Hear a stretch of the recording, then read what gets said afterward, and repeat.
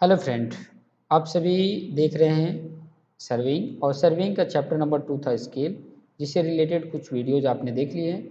ये है उसका थर्ड लेक्चर्स, जिसमें आप सभी सीखने वाले हैं रिप्रेजेंटेशन ऑफ स्केल। स्केल को किस तरीके से रिप्रेजेंट किया जाता है।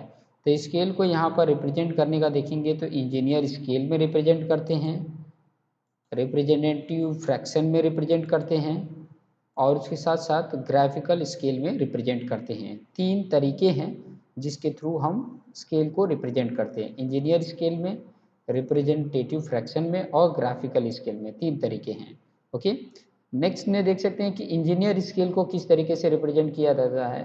तो इस मेथड में स्केल को रिप्रेजेंट किया जाता है स्टेटमेंट में, जैसे कि for example 1 centimetre equal to 10 metre. यहाँ पे देख सकते हो 1 सेंटीमीटर इक्वल टू 10 मीटर, ये एग्जाम्पल स्टेटमेंट के थ्रू दिया जाता है, जिसका मतलब क्या होता है कि 1 सेंटीमीटर वो ऑन पेपर पे है, जो रिप्रेजेंट करता है 10 metre on the ground. Ground का 10 मीटर को 1 सेंटीमीटर पेपर पे रिप्रेजेंट करता है। तो स्टेटमेंट में जब भी होता है तो वो इंजीनियर स्केल में होता है। तो इस तरीके के जब भी रिप्रेजेंटेशन हो तो उस रिप्रेजेंटेशन ऑफ स्केल को इंजीनियर स्केल बोला जाता है। नेक्स्ट आप देखेंगे रिप्रेजेंटेटिव फ्रैक्शन, इसकी बात करने वाले हैं रिप्रेजेंटेटिव फ्रैक्शन का। तो इस केस में क्या किया जाता है, ratio the distance on the map on the distance on the ground is work out. Ratio वही होता है स्केल का ratio, the ratio distance on the map to the distance on the ground is work out in such a way that numerator is unity and denominator is a fraction in the same unit.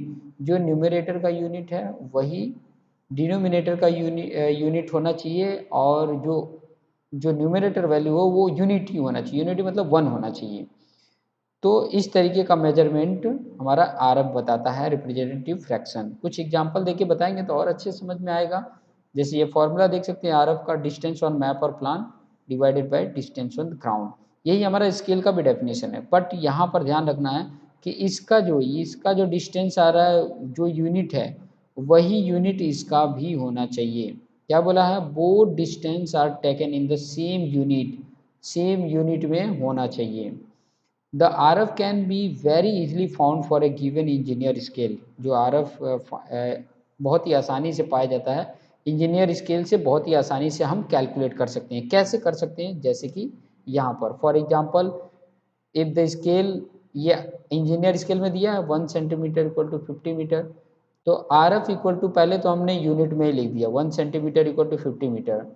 फिर ये R F जो होता है वो unit less होता है, तो हमें क्या करना पड़ेगा, सेम यूनिट बनाने पड़ेंगे। तो इस मीटर को हमने सेंटीमीटर में कन्वर्ट कर दिया। देखो 1 तो सेंटीमीटर ऊपर है ही है, ये 50 मीटर इंटू 100 सेंटीमीटर कर दिया, क्योंकि metre 1 metre equal to 100 centimetre, 50 equal to 50 100 centimetre. तो यहाँ पर आपका same unit centimetre centimetre cancel, 1/5000 ये स्केल बता रहा है आर एफ, रिप्रेजेंटेटिव फ्रैक्शन। इसमें कोई यूनिट नहीं होता है।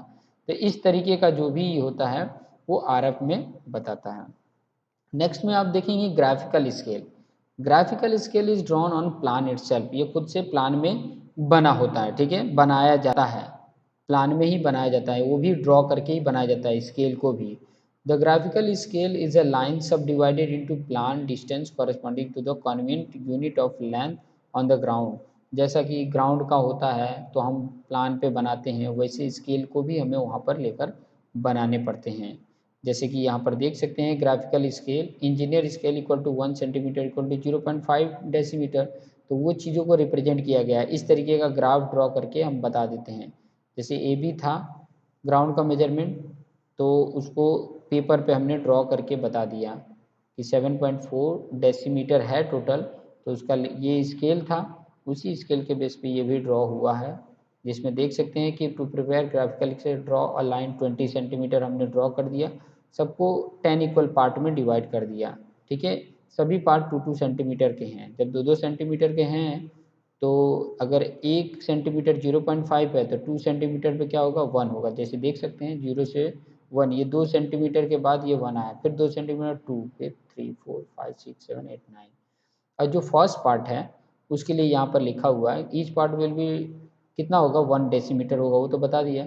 अभी जो फर्स्ट पार्ट है उसको 10 इक्वल सब पार्ट में डिवाइड किया गया है और ईच पार्ट कितना होगा 0.1 डेसीमीटर होगा, तभी तो 10 का मल्टीप्लिकेशन करोगे तो 1 हो जाएगा। A distance of 36 metre is drawn on the graphical scale in figure.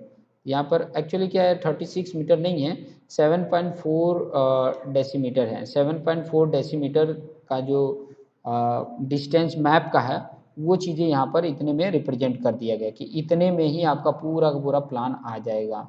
यहाँ पर मिस्टेक हो गया लिखने में, तो वो चीज़ें आपने देख लेना है। 7.4 डेसीमीटर 36 मीटर है तो 36 मीटर के बेस पे हम उसको प्लान बनाएंगे, उसके लिए अलग क्राइटेरिया रखेंगे और वो चीज़ें भी बन जाएगा।